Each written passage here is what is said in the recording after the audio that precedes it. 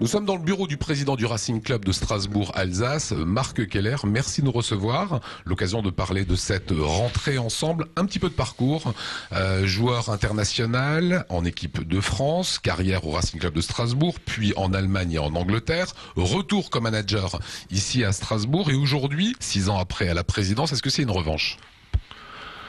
Une revanche, pas du tout. Parce que moi j'ai vécu 5 ans comme dirigeant ici, comme manager général. Je pense que le club a eu des résultats comme rarement il avait eu. Il y a eu une Coupe de France, il y a eu la Coupe de France, il y a eu la Coupe de la Ligue. On est monté en Ligue 1. On a gagné la Gambardella avec les jeunes. On a été finaliste de la Gambardella aussi. On avait perdu ce jour-là, je crois, contre Rennes. D'un autre côté, vous faites virer en 2006, ça se passe pas bien avec JDST. Non, alors, justement, j'arrive à ça. J'étais en désaccord simplement avec l'actionnaire majoritaire à l'époque. Et d'ailleurs, j'ai eu ce problème à Monaco la dernière année aussi. Je crois qu'il faut être en phase avec l'actionnaire. Si on l'est pas, on part. On part parce que celui qui commande, en réalité, c'est l'actionnaire majoritaire. 6 ans après, opportunité de prendre la présidence. C'est une sacrée revanche quand même.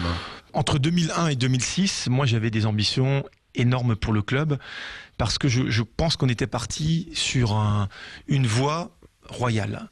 On avait produit des jeunes et moi je suis parti au moment où tout ce travail a été fait et où la moisson commençait. C'est Belaïd, c'est Gamero, c'est Moulongui, c'est Keita, c'est Boka, c'est Agui, c'est Farnerud, le centre de formation, Jean-Marc Huens, Nasser Larguet, mon frère. Donc il y a eu un travail d'équipe qui a été fait.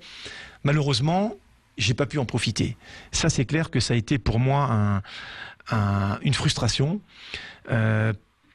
parce que moi je suis fils d'agriculteur de la Harte près de Fessenheim à Balgo et on a l'habitude de travailler dur et on sait que ça paye pas toujours, mais je savais que les belles années allaient arriver pour le Racing. Malheureusement j'ai dû partir. 3 millions d'euros de budget, c'est ce que vous avez cette année. Quel est votre tableau de marche? Écoutez, moi je pense que moi j'ai promis oui, j'ai promis un petit peu à l'environnement des supporters, de la collectivité et des Alsaciens en général, de ramener le club dans le monde professionnel le plus rapidement possible. Après, est-ce que ça sera fait en 2 ans? C'est au minimum 2 ans, ça peut durer 4 ans aussi. L'histoire est en route, on a commencé à travailler, ça va payer, j'espère que ça paiera dès la fin de saison.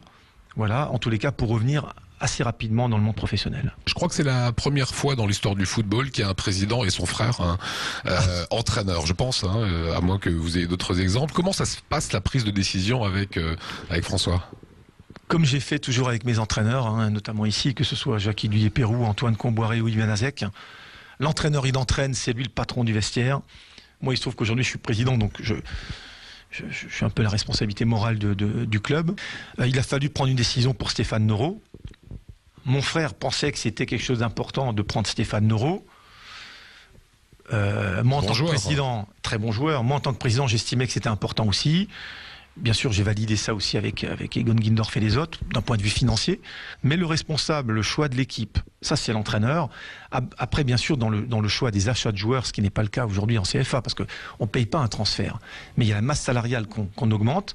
Ça, c'est une décision que l'entraîneur ne peut pas prendre tout seul, mais bien sûr avec les dirigeants du club. Vous intervenez dans le technique, dans le tactique, vous lui dites, tiens là, bouge pas du tout. Ton équipe? Très clairement, pas du tout. Au jour d'aujourd'hui, une victoire, 4 nuls. Est-ce que la montée est possible cette année ou plutôt est-ce envisageable de rester en CFA l'an prochain? Alors, je pense que la montée est possible. Sur la deuxième question, est-ce que c'est envisageable de rester en CFA? Lionel, je vous l'ai dit, j'espère pas. Mais si on doit rester en CFA, on montera l'année prochaine. Bien entendu qu'on veut revenir rapidement en Ligue 2 parce que c'est une division que le club n'aurait jamais dû quitter. Je veux dire, moi j'ai connu le Racing à l'époque, c'était 11 000 abonnés, c'était un centre de formation qui était parmi le top 5, top 6 en France. C'était malgré tout une équipe dynamique avec 20 000 personnes de moyenne.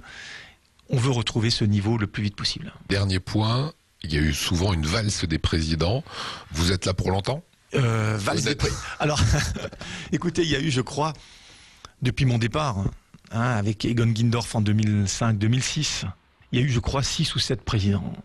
Donc, évidemment que quand il y a 6 ou 7 présidents dans un club de foot, on ne peut pas réussir. Un club, c'est comme une entreprise, il faut de la stabilité. Donc, j'aurais tendance à vous dire, moi j'ai fait une promesse, je resterai à la tête du club jusqu'au moment où on sera dans le monde professionnel. Ma passion, c'est le foot, on le sait. J'aime diriger ce club parce que je pense qu'il a beaucoup de potentiel et d'ambition. Tant que j'ai ça, je serai à la tête du club. Et si un jour ça ne me convient plus, j'ai d'autres choses à faire, il n'y a pas de souci. Merci Marc. Merci.